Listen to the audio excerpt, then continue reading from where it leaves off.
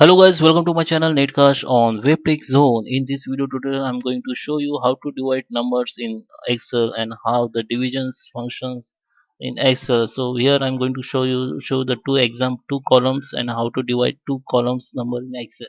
Okay, so let's start with the video. And before I start, I'm requesting you, if you're new on this channel and if you like this video, hit the like button, subscribe my channel and comments below. So without time wasting, let's start with the video. So here you can see I have the demo. I have demo sample data here. Okay, so I'm going to I have B and C column where we have data, and I want to divide it. So how a division function works.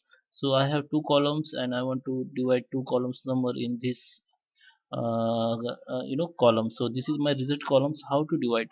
So first you have to press the equal. This is the indication to the Excel that I'm going to use the formula now. So equal, yeah, press the equal. Now you have to click the first numbers which you want to divide to, and then you have to press divide the symbol which is this one. Okay, so now you want to select the number which is you want to divide by. So click on this number. You can see the formula has been complete, and now you can enter.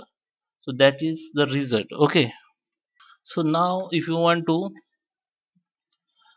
this 333, this is a more number. You want to decrease this number, you just click on this. The number, sorry, number will be decreased, and you can put last three number. Okay, so if you want to copy this formula to rest cell or rows, so just click on the main formula cell and click the hold the right button, sorry, left button of mouse. Hold the left button of mouse here and just scroll down. You can see formula has been copied out, and it is a show the function, and it is a division. It is a show how to divide you know two numbers or columns. So I hope you like this video. Hit the like button, subscribe my channel, and comments below. Thank you for